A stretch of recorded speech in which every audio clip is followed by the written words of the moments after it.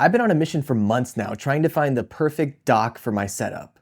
And this might be it. What's up, my dude? Your friendly neighborhood Tony here, and welcome back to the Spare Tech Room, where I try to help you make better tech choices. And in today's video, we're gonna be taking a long, hard look at MOKiN's 13-in-1 USB-C laptop charging station. I'm gonna walk you through everything it has to offer, and hopefully by the end of the video, you'll know whether or not this is something you should spend your money on. Oh, and there's one particular trick that this has up its sleeve that I'm definitely gonna show you a little bit later on. But for now, let's see what comes in the box. Okay, so here we are with the box, and as you can see, it's got a little bit of a design all over it, which is kind of cool. If we go ahead and flip that open and check out what's inside, you're gonna have some foam protecting it a little bit.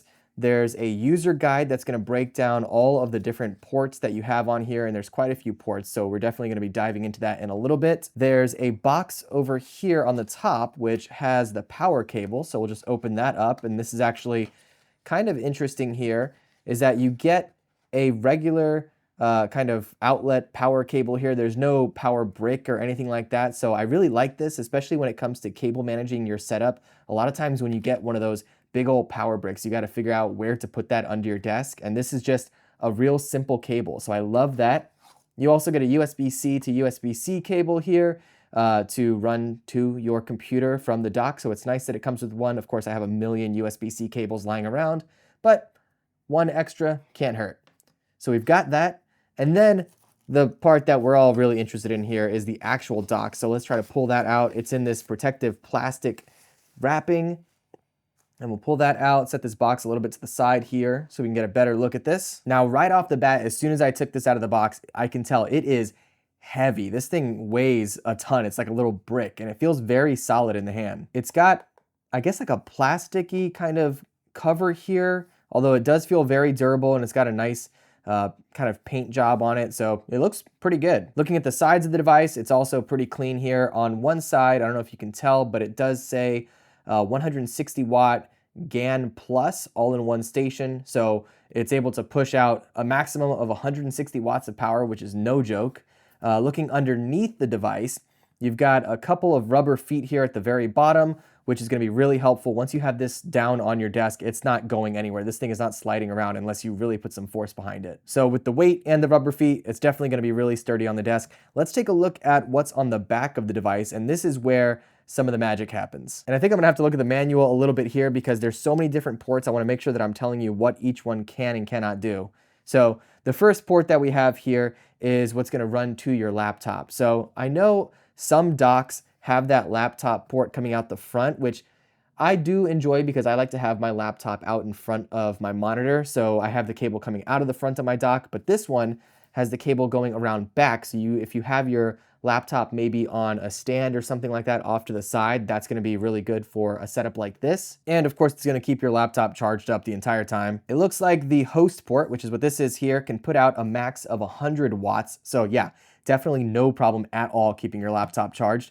Next to that, you have a little port here that has an image of a mouse and keyboard. So that's just a typical USB-A port. If you have a dongle or something that connects wirelessly to your mouse and keyboard, or if you want to physically wire any of those in, that's what this port is going to be best used for. Then next to that, you have two HDMI ports. These are going to work with anything up to 4K 60 Hertz. So you can have two separate 4K monitors connected to this device at one time. Next to that, you have the Ethernet port, which I believe is a gigabit Ethernet connection. I don't have gigabit Ethernet here at my house, which is really annoying. I wish I did, but if you do, you're gonna get fast speeds right through that port there. And then of course, you have the power, the AC in, where you're gonna plug that power cable right into. So that's all around the back. Around the front, you get quite a bit more. First off, over on the front here, you've got the on-off power button right here. So if you wanna power on or off the device, you can do that from there.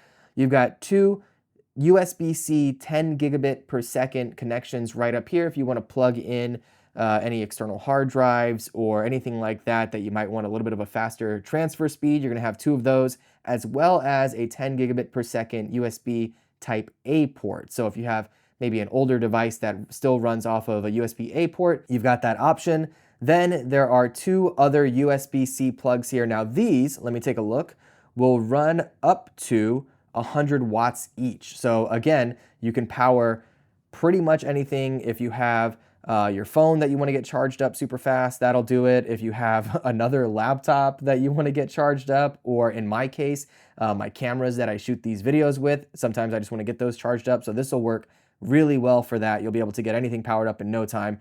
Then you have one more USB-A port. It looks like this is 5 volt 2.4 amps. So that'll push out, I believe, a maximum of 12 watts of power. Now, the amount of power that each port pushes out is going to vary depending on how many things you have plugged into it.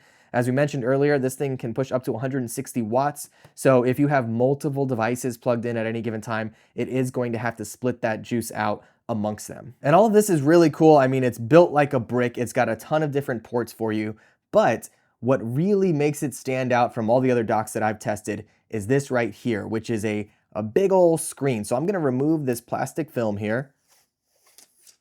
There we go.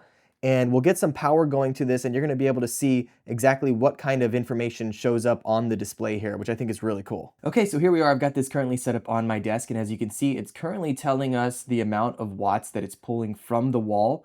So we're looking at 46 watts. It's charging up my M4 MacBook Pro. If we click the little power button here just once, it's gonna cycle through all the different display options. So we've got this one here, which is showing, again, about 44 watts going to my MacBook. And I don't have anything else plugged into these ports up front, so there's no watts going to that. But if I did, it would split them out, and it would show you exactly how much power each device is drawing. Then if we click the button one more time, it's going to show my two different HDMI outputs. Now, I only have the one 4K display hooked up right now, so it's showing you HDMI 1 is going to a 4K display at 60 Hertz, and there's no signal for HDMI 2. Of course, it will automatically switch back to the kind of DC wattage input here, and you can cycle through as you'd like. I think this is a really cool and fun option, especially for those of us who are a little more tech inclined. Some of us nerds, we like to know exactly what's going on with our devices, and this is just a fun way to stay on top of that. All right, let's go ahead and jump back to the main camera and wrap this thing up. All right, two things. One, this is just kind of an initial overview of the device. By the time this video goes live, I will have been using this for a couple weeks. So I'm gonna go ahead and pin a comment down below to let you know whether or not this actually holds up over some extensive use. Go ahead and scroll down to the comment section to see what I think there. And of course, let me know if you have any questions or thoughts on this device, or if there's something else you think I should check out instead. And two, I've also recently tested out some really cool docks, including one that might be the most powerful dock that you can get right now. It's a Thunderbolt 5 dock. I'm actually still using that over at my desk. So if you want to check out that video, I will go ahead and link it to you right over here. Go ahead and jump on into that next, and I'll see you in the spare tech room. Be good.